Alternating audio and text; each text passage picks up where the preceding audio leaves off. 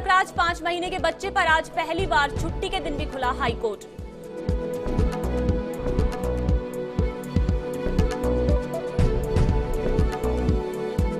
अबोध मुलकराज को उसके माता पिता ने सन्यासी को दे दिया था गोद और दादा दादी ने जताया ऐतराज और मांगी कस्टडी। अतिक्रमण हटाने गए जोधपुर नगर निगम के दस्ते पर लोगों ने देसी कट्टे से की फायरिंग और पुलिस ने भांजी लाठियां, मची अफरा तफरी। और अलवर में वसूली करते कैमरे में कैद हुए पुलिसकर्मी पैसे लेकर जाना दिया अवैध डंपर और अफसरों के मुंह पर लगे ताले।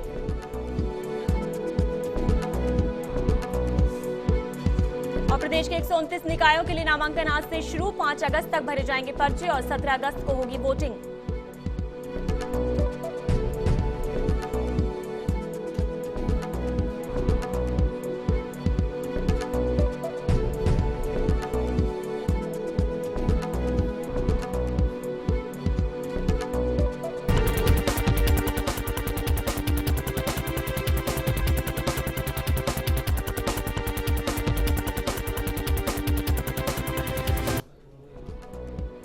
और अब हमारी खास पेशकश किसका बच्चा में आपका स्वागत।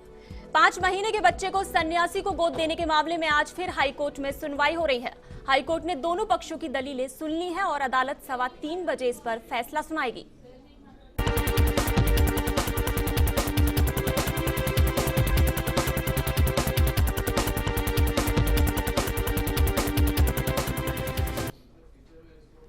पांच महीने के बच्चे को सन्यासी को गोद देने के मामले में आज फिर हाईकोर्ट में सुनवाई हो रही है। हाईकोर्ट ने दोनों पक्षों की दलीलें सुन ली हैं और अदालत 3:15 बजे इस पर फैसला सुनाएगी कि बच्चा किसके पास जाएगा।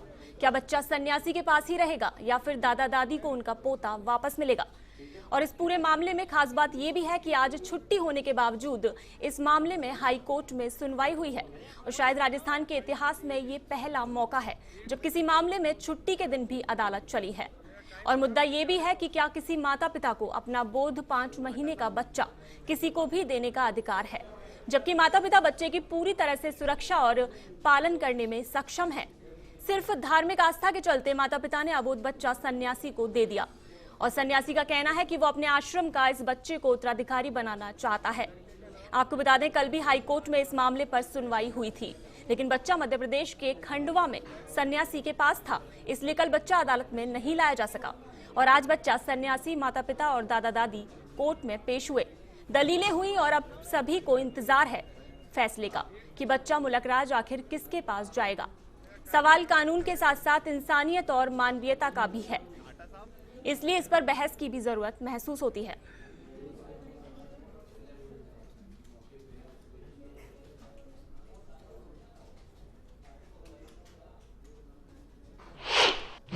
Challenge the maintainability of the petition. उन्होंने पिटीशन की मेंटेनेबिलिटी को चैलेंज किया। उन्होंने ये कहा कि हम सीधे बच्चे के राइट के लिए कोर्ट को अप्रोच नहीं कर सकते और जो अडॉप्शन है वो वैलिड है। उन्होंने हमने उसको अपोज किया है। हमने वहाँ पर कहा है कि कोई भी जब बच्चे का जो राइट है, क्योंकि बच्चा खुद नहीं आ सकता, हम कोर्ट के सामने आए हैं और हम बच्चे की सुरक्षा के लिए उसके जो राइट हैं, बेसिक चाइल्ड राइट्स हैं, जो उसके फंडामेंटल राइट है, right to survival, right to family, उसको लेकर के हम कोर्ट के सामने आए हैं। उसके अलावा उन्होंने ये भी एलिगेशन लगाया कि जो बाबा है, उन्होंने जो अडॉप्शन है दैट इज वैलिड है और हम उसको गलत ढंग से अप्रोच कर रहे हैं। उसके लिए हमने कोर्ट के सामने अपने सबमिशंस रखे हैं कि जैसे उन्होंने एक्सेप्ट किया था उनके काउंसिल ने कि बाबा इज ए ब्रह्मचारी, तो हमने कहा ब्रह्मचारी की फैमिली नहीं होती, तो राइट टू फैमिली बच्चे का अफेक्ट होता है। उस ढंग से हमने जो हमारे सबमिशंस उस रिगार्ड में थे देने थे, कोर्ट ने दोनों तरफ के सबमिशन सुनने के बाद ऑर्डर को 3:15 पे प्रोनाउंस करने का ऑर्डर किया है।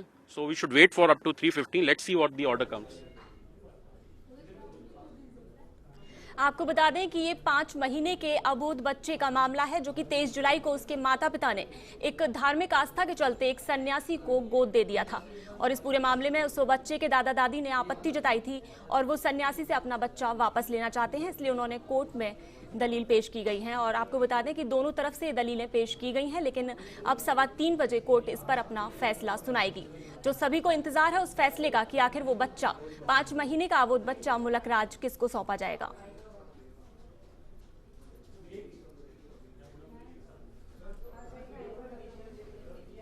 आपको बता दें 5 महीने का ये अबोध बच्चा है जो कि सन्यासी को गोद देने का ये पूरा मामला है, जिस पर हाई कोर्ट में सुनवाई हो रही है। आपको बता दें कि हाई कोर्ट में कल भी सुनवाई हुई थी, लेकिन ये बच्चा सन्यासी के पास होने की वजह से मध्य प्रदेश के खंडवा में, जो कि कल कोर्ट में उपस्थित नहीं हो पाया था, इस वजह से इस पर आज सुनवाई हुई है और आज बच्चे के दादा दादी, माता पिता और वो बच्चा कोर्ट में पेश हुए हैं। और आपको बता दें कि शायद राजस्थान के इतिहास में भी ये पहला ही मौका है जब आज छुट्टी के दिन कोर्ट में फैसला लिया जा रहा है, यानी कोर्ट चल रही है। और इस अबोध बच्चे को लेकर, यानी कि इस 5 महीने के बच्चे को लेकर कोर्ट ने ये फैसला लिया था कि छुट्टी के दिन भी कोर्ट चलाया जाएगा। और अब देखना यह है कि आज 3:15 बजे कोर्ट क्या फैसला लेती है इस अबोध बच्चे को लेकर, कि ये 5 महीने का अबोध बच्चा मुलक राज किसके पास जाएगा, अपने माता पिता के पास जाएगा या सन्यासी के पास रहेगा। तो अब सभी को इंतजार है इस फैसले का, जो कि आज 3:15 बजे आएगा। आपको बता दें कि इनके माता पिता, जिन्होंने धार्मिक आस्था के चलते इस बच्चे को एक सन्यासी को गोद दिया था।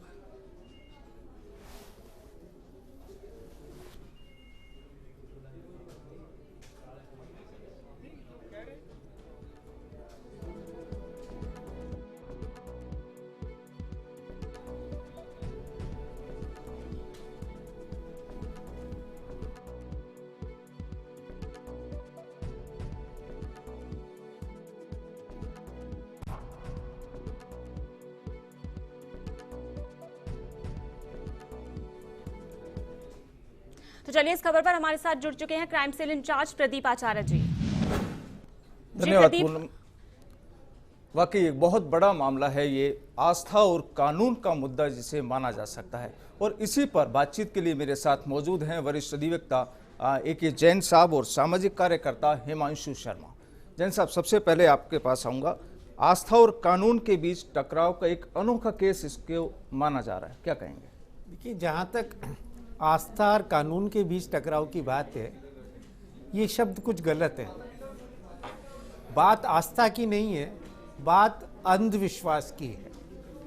ये सही है कि हिंदू अडॉप्शन और मेंटेनेंस एक्ट में बच्चे को गोद देने की मिनिमम एज नहीं लिखी हुई है, परंतु उसका मतलब कानून में यह भी नहीं है कि किसी बच्चे को पैदा होते हुए ही गोद दे दिया जाए। जितने भी हिंदू लॉ हैं, उसका जितना भी इंटरप्रिटेशन है, खास तौर पर बच्चों के संबंध में जो भी कानून आया है, चाहे बच्चे के गोद लेने के संबंध में हो, चाहे बच्चे की गार्जियनशिप के संबंध में हो, चाहे बच्चे की मेंटेनेंस के संबंध हो, सब में सबसे बड़ी बात ये आई है कि सबसे पहला जो ऑब्जेक्ट कोर्ट के सामने होता है। मैं वापस एक बार आपके पास वापस आऊंगा। अभी मेरे सहयोगी अभिमन्यु सीधे जुड़े हैं हाई कोर्ट से और उनके साथ बच्चे के परिजन दादा दादी मौजूद है। अभिमन्यु, अभी आपके साथ इनके दादा दादी हैं, क्या कहना है? अभी डिसीजन आने में हालांकि अभी लगभग 1 घंटे का समय है, लेकिन अभी इनका क्या मानना है?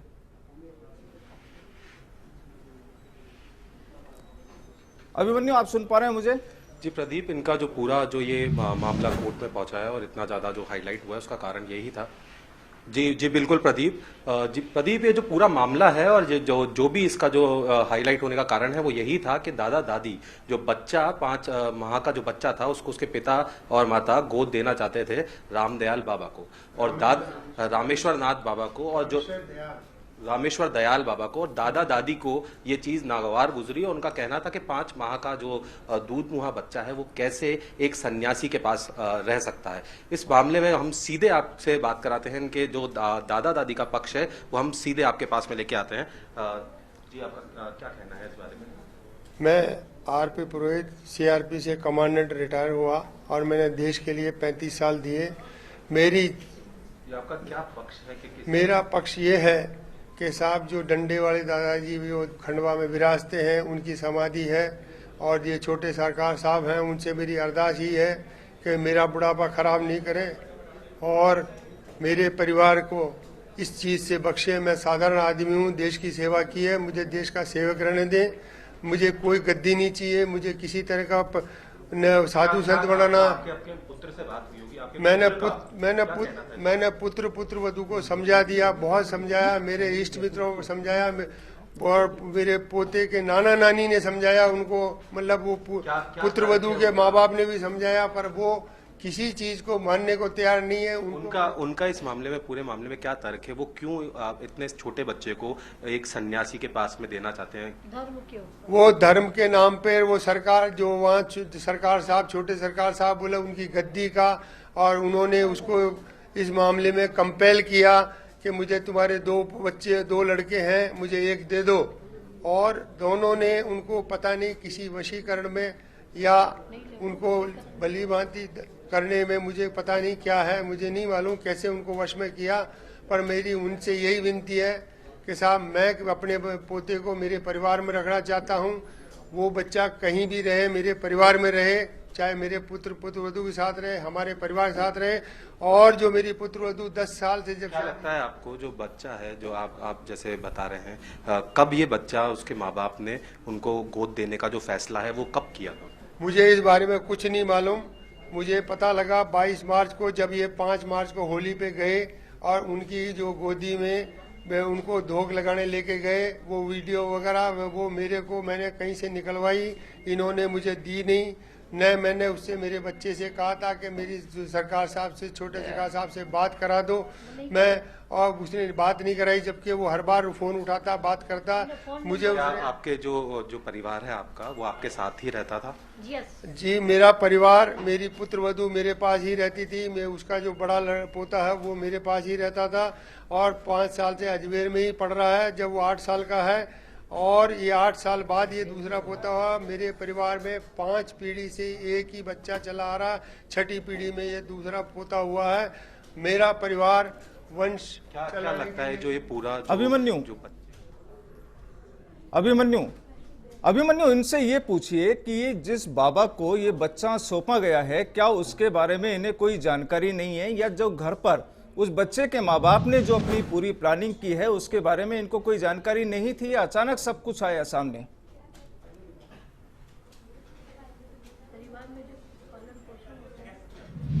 ये जो आपको ये जो साधु हैं, इनके बारे में कोई जानकारी थी? या मुझे इनके बारे में कोई जानकारी नहीं, इनने मैं आज तक गया न कभी गया। ये मेरे बच्चे कैसे इनके साधु के संपर्क में आए? ये न इस साधु के ये शिष्य हैं।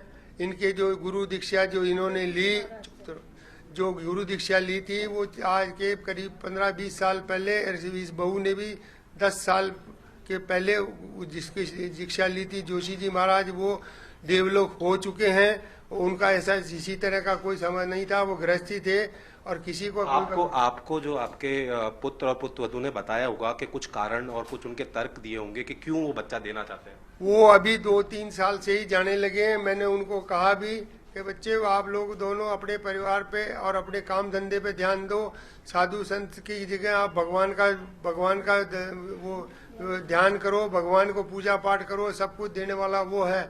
मैंने पूरी जिंदगी में उन्हीं के सहारे मैंने जिंदगी निकाली है, और देश में लड़ाइयाँ लड़ी हैं, टेररिज्म लड़ा है। आपको क्या लगता है जो बच्चा है आपका, जो साधु को गोद देने की हट पे लगा, क्या इसके पीछे अंधविश्वास लगता है आपको? पूरा अंधविश्वास, और उनको धर्मांध बना दिया। मेरे बच्चों को, दोनों पुत्रवधू को धर्म के पीछे उनको इतना वशीभूत कर दिया कि उनको कुछ चीज दिखाई नहीं, न परिवार दिख रहा है, न हमारे वो कोई दिख रहा है। और हम क्या जब ये बच्चा हुआ था, जब वो आपके साथ में था, आप थे? हाँ, मेरे पास ही हुआ है, अजमेर में हुआ है। मैं उसके जापे पे थी, हॉस्पिटल में थी मैं। और उस समय तक आपके साथ ही पूरा परिवार आपके साथ? सब कुछ 8 जुलाई तक परिवार मेरे साथ रहा, 8 मई तक। उसके बाद ये लोग, इन्होंने कहा कि हम छुट्टियों में जा रहे हैं जयपुर, और छुट्टियां खत्म हो गई, वापस आ जाएंगे बड़े पोते की। क्या लगता है आपको कि जो वहाँ पर जो बच्चे का जो पूरा ध्यान है वो नहीं रखा जाएगा, और जो बच्चे के माँ बाप, आपको किस तरीके का आपको लग रहा है कि बच्चे के माँ बाप उसके बारे में जो फैसला है बच्चे को गलत? हाँ, गलत है। परिवार में जो पालन पोषण बच्चे का होगा वो कहीं भी नहीं हो सकता है। क्या वो ब्रह्मचारी पूरी तरीके से रख सकते? अभिमन्यु, इनसे एक सवाल ये भी पूछिए कि जब माँ बाप, जो इनके बेटे और बहू हैं, वो भी पढ़े लिखे हैं, वो कोई ऐसा अशिक्षित नहीं है, उन्होंने अगर कोई डिसीजन लिया है, क्या उनकी सोच रही होगी? पारिवारिक माहौल के हिसाब से ये अपने बेटे और बहू को ज्यादा जानते हैं। बच्चा नहीं जानता है कि क्या गद्दी होती है, क्या सन्यास होता है, क्या शिक्षा, सन्यासी की शिक्षा होती है। लेकिन इनको ये खुद अपने बच्चों के बारे में, यानी इनके जो बेटे हैं जिन्होंने बच्चे को सौंपा है, उसके बारे में इनका क्या कहना है?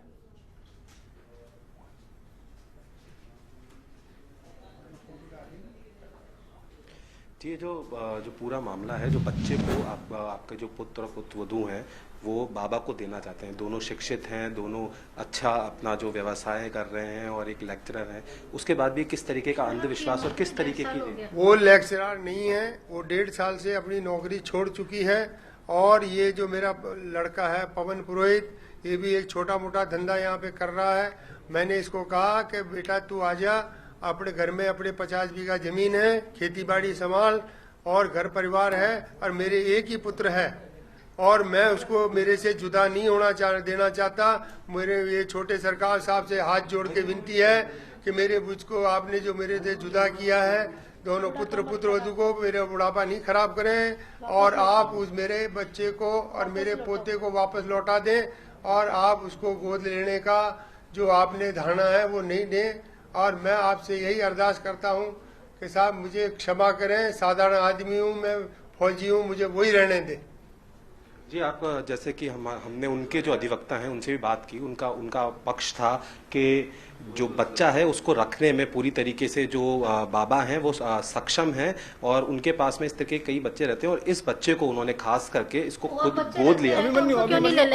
अभिमन्यु आप हमारे साथ बने रहिए। मैं वापस जो एडवोकेट साहब हैं जैन साहब, इनके पास आता हूँ। जैन साहब, 5 माह का बच्चा किसका होगा? इतिहास में शायद पहली बार हाईकोर्ट इसका डिसीजन करेगा। देखिए, मैं जहाँ पहले बात कह रहा था तो मैंने एक बात कही थी कि हिंदू लॉ बिल्कुल स्पष्ट है कि जहाँ भी बच्चे की कस्टडी, बच्चे के एडॉप्शन, बच्चे के मेंटेनेंस का प्रश्न आता है, वहाँ पर न्यायालय के लिए सबसे इम्पोर्टेंट प्रश्न बच्ची का वेलफेयर होता है कि बच्चा सबसे अच्छा कहाँ रहेगा, बच्चे का वेलफेयर किस में है।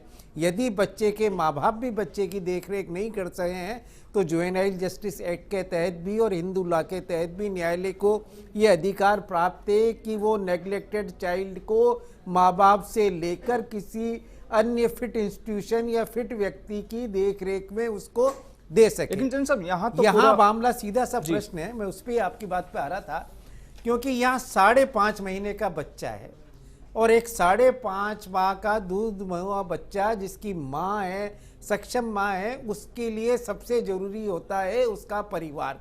और एक परिवार में से निकालकर एक ब्रह्मचारी बाबा को उसको दे देना, चाहे अडॉप्शन के नाम पे दिया हो, चाहे दान के नाम पे दिया हो, चाहे किसी भी लीगल प्रक्रिया के नाम पर दिया हो, उसको न्यायालय कभी भी मान्य नहीं करेगा, क्योंकि ये किसी भी दृष्टि से उस बच्चे के जो उसका बालपन है उसके हित में नहीं है। उसको एक परिवार की जरूरत है और जब उसके पास परिवार उपलब्ध है तो उसे किसी अन्य बाबा को चाहे एडॉप्शन के नाम पर ही दिया जाए, न्यायालय नहीं देगा। और यही मेरा मानना है और मैं यही उम्मीद करता हूँ कि 3:15 बजे न्यायालय से यही निर्णय आएगा।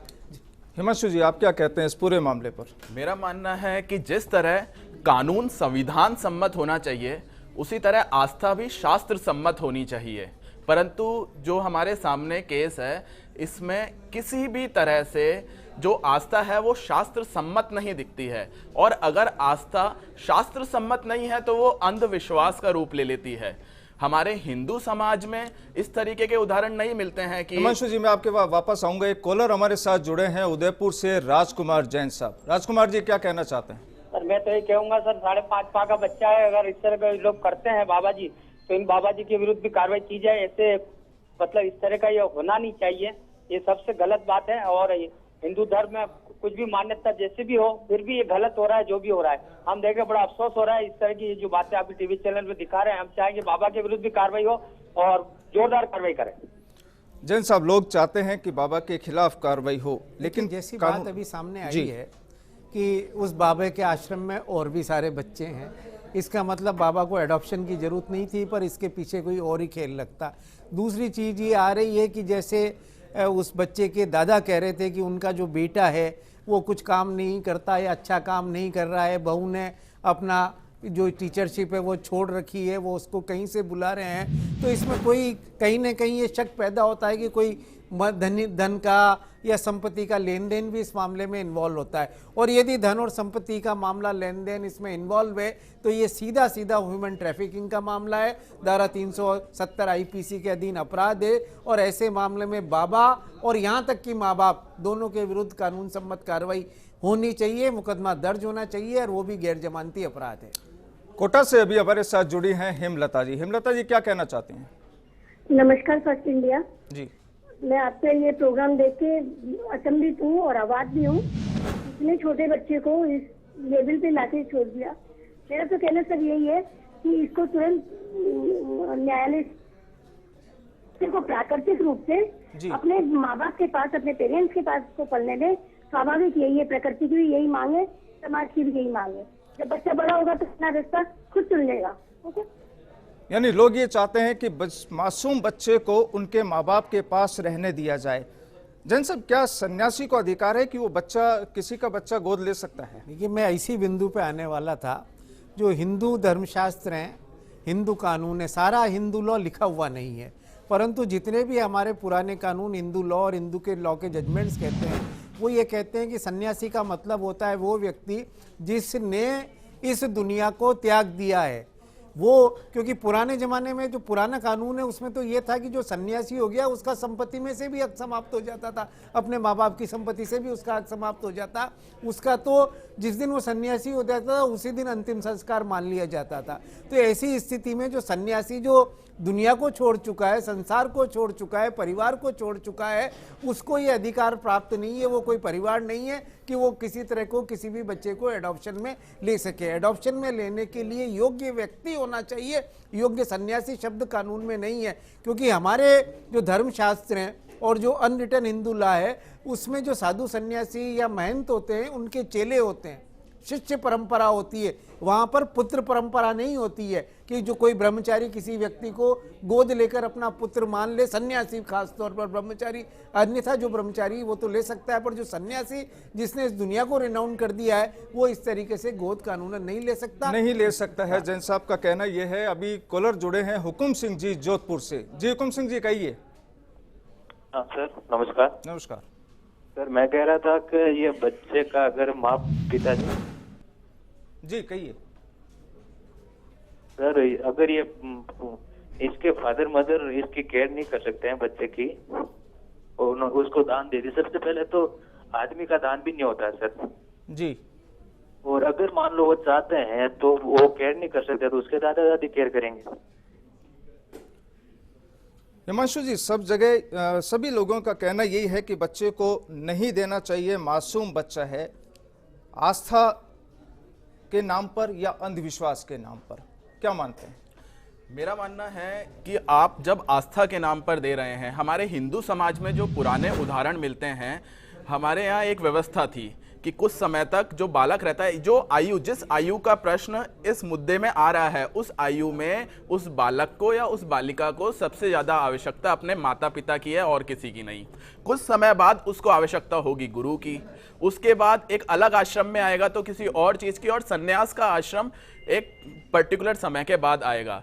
परंतु अंधविश्वास के कारण जिस तरीके के एक्शन, जिस तरीके का कंडक्ट माता पिता द्वारा किया जा रहा है, उसको किसी भी प्रकार से हिंदू समाज का प्रतिनिधित्व नहीं माना जा सकता। दूसरी बात जो मैं कहना चाहता हूं और आपके चैनल के माध्यम से एक संदेश देना चाहता हूं कि कई विचारधाराएं और कई संगठन हैं जो यूनिफॉर्म सिविल कोड की समय आते आते मांग करते रहे हैं और हर समय ये मांग होती रही है। जैसा कि अभी जैन साहब ने कहा कि अनरिटन हिंदू लॉ है कई जगह, तो जहां पर अनरिटन है वहां पर हमें हिंदू लॉ को कोडिफाई करना चाहिए, जहां पे मुस्लिम लॉ अनरिटन है वहां पे मुस्लिम लॉ को कोडिफाई करना चाहिए।